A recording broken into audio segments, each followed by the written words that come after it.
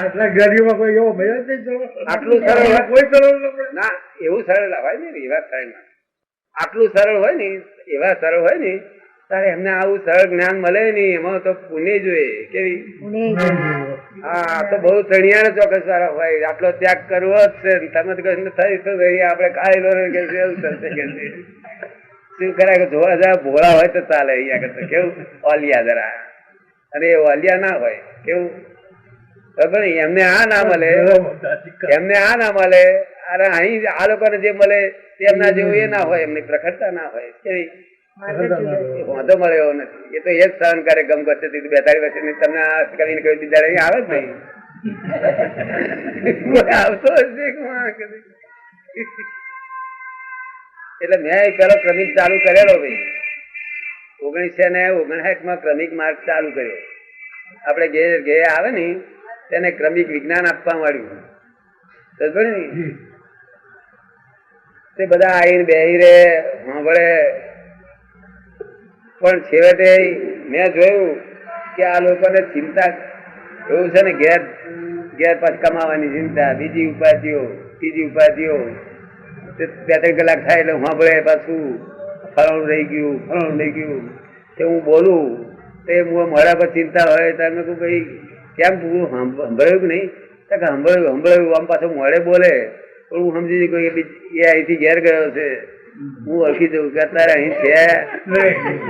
એટલે કાળ વિચિત્ર છે એવું સમજી ગયો. શું થયું? કાળ વિચિત્ર છે. એટલે મેં વડવામાં જઈને વડવામાં ગયો. મેં આપણા ચંદ્રકાંતભાઈ ને કહ્યું, કનુભાઈ ને કહ્યું, મેં વડવા ચાલો.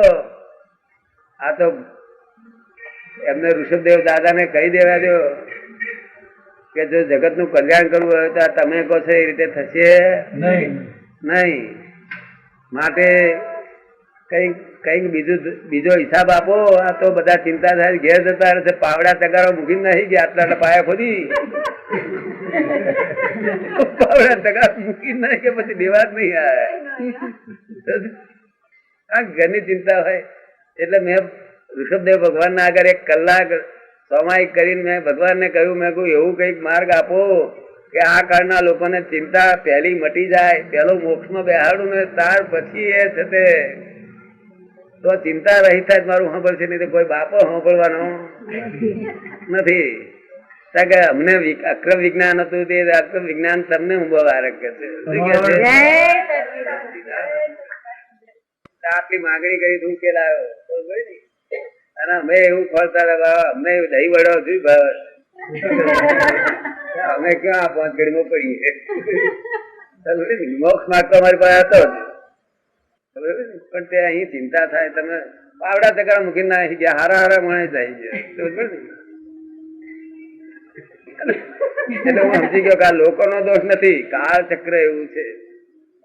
2-3 દાડા ખોદે જોસ્તી ખોદવા મળે ખૂબ જોસ્તી ખોદ કર્યા કરે. આ મોક્ષ ત્રીજા માર જાય અહીંથી ખોદી ચણતર કરીને ત્રીજા માર રૂમ થાય તારે મોક્ષ મળે. કેવું? તે અહીં પાયા હજુ ખોદાયા આટલા ખોદે નાહી ગયા તો ત્રીજો માર ચાલ હશે. એટલે મેં ભગવાન ને કહ્યું, મને કહ્યું એવું અક્રમ કરો, પાયામાંથી નહીં કરવાનું. આ અમારું અક્રમ વિજ્ઞાન ત્રીજો માર પેલો રચિયાલો, ત્રીજો માર બેહાડો મોક્ષમાં અને પછી નીચેથી ચડાવી લેશે બેઠો બેઠો. એ વખતે તમને અક્રમ નો ખ્યાલ ખરો? હે, એ વખતે અક્રમ નો ખ્યાલ ખરો? ના, માગણી કરી એમની પાસે માગણી કરી. આ તો અમે માગણી કરી. અમને કઈ અક્રમ નો ખ્યાલ હતો નહીં. આ વ્યવસ્થિત અમે ચક્ર લઈને આવ્યા હતા. શું લાયા હતા? વ્યવસ્થિત લઈને આવ્યા. વ્યવસ્થિત જ્ઞાન લઈને આવ્યા હતા કે જગત આધારે ચાલે છે બધું અમારી પાસે હતું. ક્રમિક અમે ચલાવવા ગયા પણ ના ચાલી. શું થયું? બરોબર છે, ના ચાલ્યું. બરોબર, કારણ કે બેઝમેન્ટ સડી ગયું છે.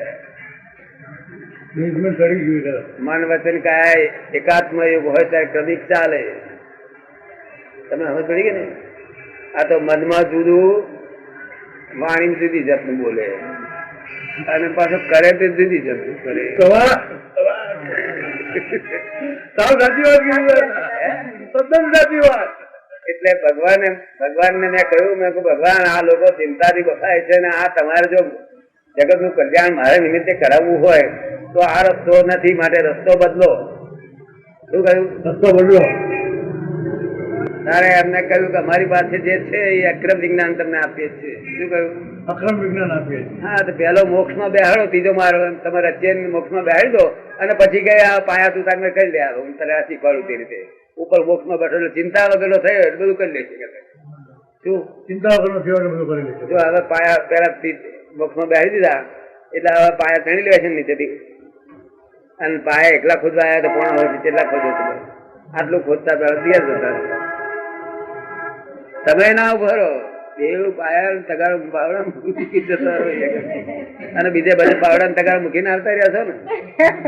બીજે જગ્યાએ પાવડા તગારો મૂકીને જ આવતા રહ્યા છે. પાછા લેવા ગયા નથી. આ કાળમાં તો બધું એવું જ ને, જ્યાં ખોદવા જાય તો ખોદવાનું થાય, આ લોકો ના પવાય. શું કહ્યું? એટલે મેં તો એ જ ઋષભદેવ આમની પાસેથી હિસાબ ચૂકવેલો છે. લોકોને મૂર્તિ લાગે, અમને અસલ દર અસલ ઋષભદેવ વાતથી તમારે શું થાય? એટલે ત્યાર પછી મેં પૂછ્યું, મેં કહું કેટલા અમારું પૂછી લેતા વાત કરો ત્યારે પૂછ્યું ત્યારે તો મોક્ષ આપ્યો મેં તમને.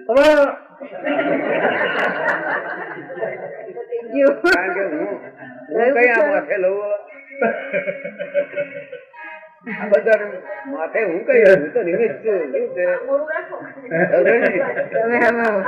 એટલે પછી મેં પૂછ્યું, મેં કહું સાહેબ તમારે પાસ કરવા તો તમારા વખતમાં 40% 45% તમે પાસ કરતા હતા.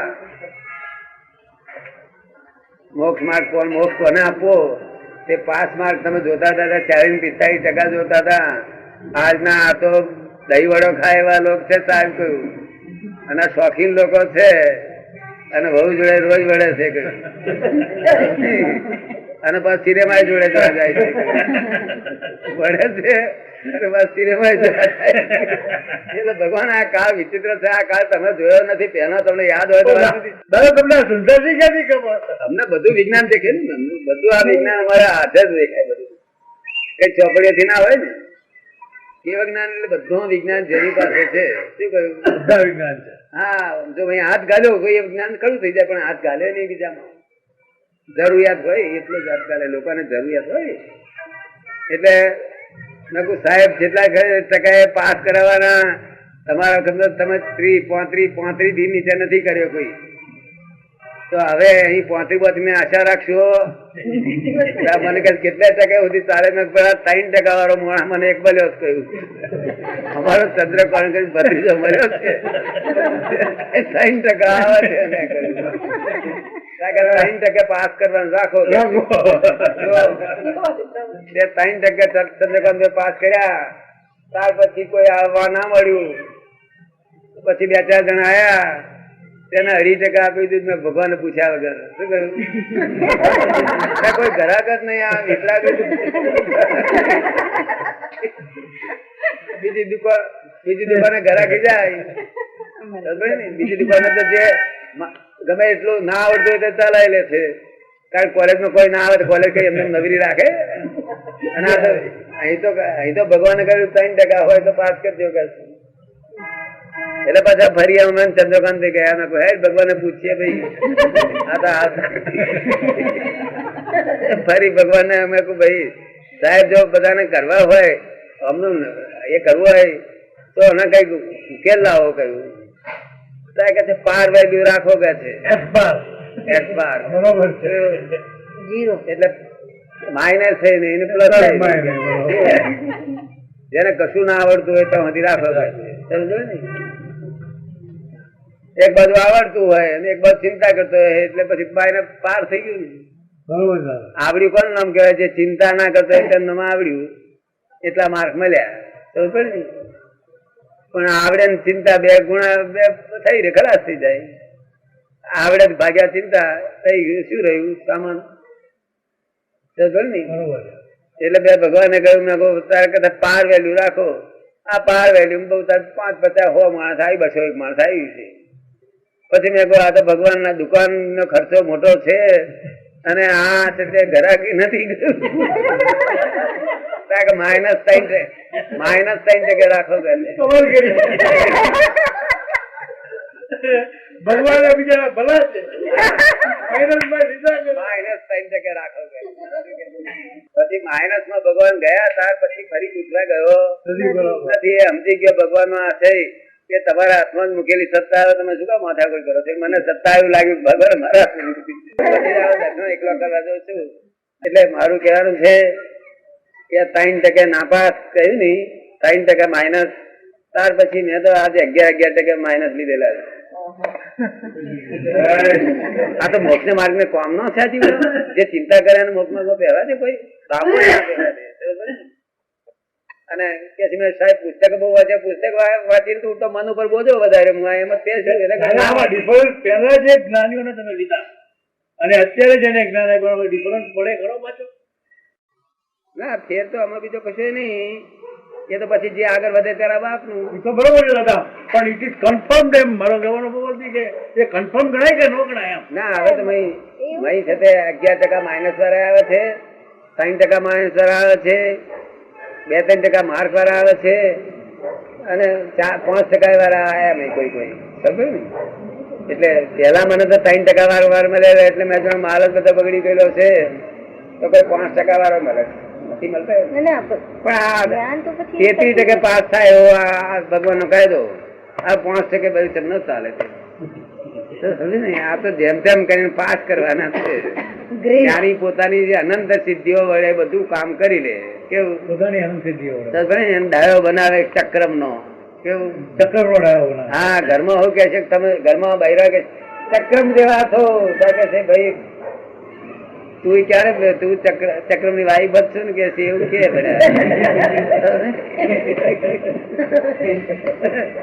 તમે કો એવા કહે શું કહીએ? તમે કહો એવા. અમે એવા ભાઈ તમે કો એવા કહે શું કરીએ તે લાવવું પડે. પણ આ વિજ્ઞાન કેવું સરળ ને ડાયું ડાપણ વાળું, કોઈ જાતનો ખૂણો નહીં, ખોંચો નહીં, કરકરતું નહીં. અમે તો બહુ કડક માણસ પહેલેથી કરતા આવેલા છે. કેવું? ઋષભદેવ ને ભારે પડી ગયા હતા. અમે તો આમાં તો એક મત થી પકડ્યો કે અમારે તો એસા જોઈએ. તમારે જે છે આ ભરત ને આપી એ જોઈએ, અમારે બીજું ના જોઈએ. એને 13 વાળીઓ બીજા બધા નાગા કરાવડાવો છે. પણ અમારી પાસે અમે કડક છતાં ખુશ બહુ બધા અમારી પાસે, કારણ કે અમારે જે આ સિન્સિયર માણસ મળવો મુશ્કેલ છે.